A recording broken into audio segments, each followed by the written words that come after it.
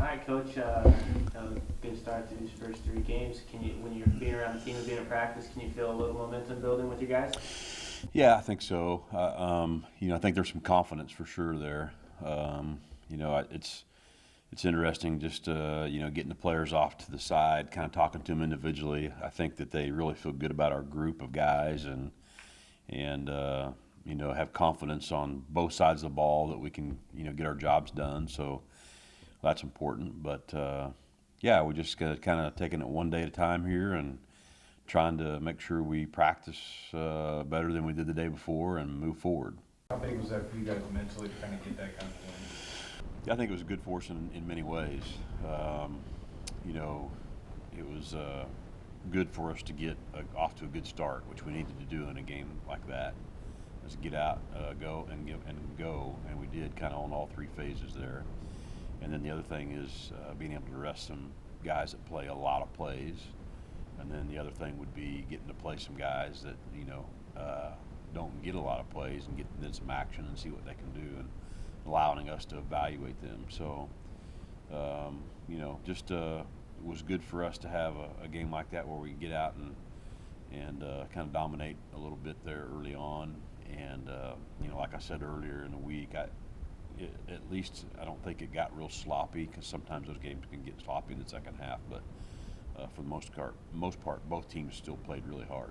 And obviously with the MIAA being so competitive, week in and week out, you guys are grinding. How important is it just throughout the game to get those kind of wins sprinkled in throughout the season? Like you said, I don't want to say bye week because it's kind of disrespectful to the opponent you're playing, but just being able to get your guys some rest, like you said, and that, like, how important is it just to have those like every 4 or 5 games? Yeah, because the whole season can be a little bit of a grind, and we're trying to keep people fresh as we can, and we're trying to be smart about what we do in the weight room and what we do as far as conditioning, and all those things kind of factor in. So being able to cut some plays down on some guys and get some other people some reps definitely is good for us.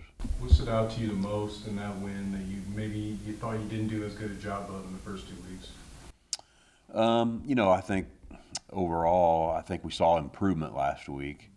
Still a lot of little things we can get better at, though. And we're still not where we want to be underneath center on offense. We got a lot of things to clean up there. But again, it's part of being 3 weeks into this system. And so I think we'll continue to see improvement throughout the year. And, hopefully we improve again this week. What aspect of you guys, not having the success you want under center, when you look back at it, what specifically do you need to, get better at? That's just inexperience. It's just getting experience doing what we're doing. And, everybody understanding, who we're reading, who we're pitching off of, when we can block this guy, when you have to bypass that guy to go to the next guy. So it's mainly just experience of doing what we're doing, and it's not like we have been beat up physically with it. It's just we got to make sure that we understand, and it's hard to simulate at practice, and so it's hard to get full speed reps on some stuff, but we try to do the best we can, and then I think a lot of it you just have to get better at during the games. For a guy like Brandon, who is a young guy under center, getting his first touchdown pass last week, and in a game like that, does that kind of have I don't want to say like a calming effect, but does that kind of smooth things out for him and give him a little confidence? Well, I'm sure as a quarterback, you want to get that first touchdown pass in of the season, and Mac got one as well, and so. I don't know if it's like release pressure or anything. It's just, we were able to take advantage of some things that they didn't think we would try, I don't think.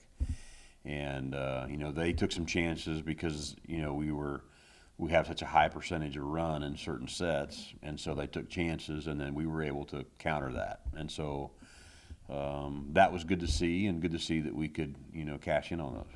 Get Caden a little bit. Being on the sidelines with Caden, he's always talking and he's always bringing a little energy. Talk about what he brings to that side of the ball specifically, in an energy and excitement department. Yeah, he's he works extremely hard. First and foremost. So his enthusiasm every single day. Sometimes in the mornings, 6:30, it's time to go, and everybody's kind of quiet, and Caden will start talking a little bit and kind of getting guys going. And he brings, like you said, a lot of energy and enthusiasm and excitement to everybody, and tries to make sure we're all on the same page. And besides that, he's a little bit of a character, so he's fun to listen to. As a defense, you talk about stopping the run first. Kearney's a team that's kind of hard to do. What do you see out of their run game that makes them so effective, and what do you need to do? They're very well coached. They're 3 years into their system, and they run some 2-backs and 3-backs. They don't run a lot of tight end, but they do a very good job of taking advantage of what you are doing. And so about the time you think you're going to get things slowed up a little bit, they'll counter that. And they got some really good speed. They like to get the ball pitched fairly fast and get it to the edge. And they've got 2 quarterbacks that they've played, and both have done a nice job. And they've got 2 running backs that they've played, and so they're hard to handle. And in some ways, we're very similar in some ways, but yet, we're going to play with 2 tight ends a lot more. But they are extremely dangerous offensively. You talk about them having 2 quarterbacks. Do you kind of feel comfortable matching up with that, knowing that you guys won't rotate in at least 3 guys? Yeah, and they have 2 different. One's a senior and one's a younger one, and they're different in their styles for sure. But both of them have the certain things that they bring to the table, and both do a good job of running their offense. So they're both very dangerous, and they're going to be looking at our guys saying, hey, they bring in 2 guys, and they've even got a 3rd guy that can come in. So we've got some guys that have some reps under their belt.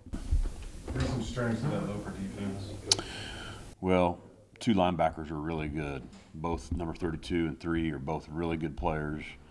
They run and strike you, and they're at the tops of the conference right now, or one of the top teams in the conference is stopping the run. So, it's obviously going against their offense and during the spring and the fall has helped them defensively, but fast and physical is the biggest thing that sticks out with them defensively. How do you guys kind of counteract, obviously, their strength against the run? Well, that's the chess match that we play, trying to get an edge somewhere or trying to get an extra guy somewhere, and they're going to do some things that we haven't seen, and we're going to do a few things that they haven't seen, and it's nothing major, but you always try to tweak something a little bit, and that's the advantages offenses have over defenses is they can break out something that, off of a tendency that you might have to kind of counter what the defense is going to do. So, it's just it's like I said, it's kind of a cat and mouse game, and it still comes down to taking care of your keys and blocking and tackling, and hopefully for us not missing many tackles. And just to kind of jump off what you said earlier about tendencies, in that winning against North Carolina State, you guys are able to try some different things in some spots that you normally wouldn't. How does that type of success in those games help you down the road to say a game like this or any game, just be able to avoid the tendencies in key spots to come up with big plays? Yeah, that's the thing about what you do in the option game is some things you want to build tendencies. You want everybody to know that, okay, when they line up in this formation, they're going to do this, because later in the season it helps you. And so you have to kind of, obviously we self-scout ourselves every week and try to see where we may have an imbalance somewhere, and then we'll try to take advantage of it at some point, and no different than Kearney will do the same thing. So you just have to kind of, figure out exactly, where you want to attack and maybe add something that they haven't seen yet. This is one of your longer road trips, obviously, traveling to Kearney. Is there any difference, I guess, in the 6+ hour ride that you have to get there for this one? Well, we're looking forward to it. Looking forward to getting on the road, getting away, taking our top 60 guys. We feel like we always play pretty darn good on the road, and it gives us some time in the hotel to go back over some, specific things as far as kickoff and kickoff return and all of our different special teams. We have the ability to walk through. Saturday will be a long day, but we'll be excited when we get there and get ready to go, and we'll be ready to play.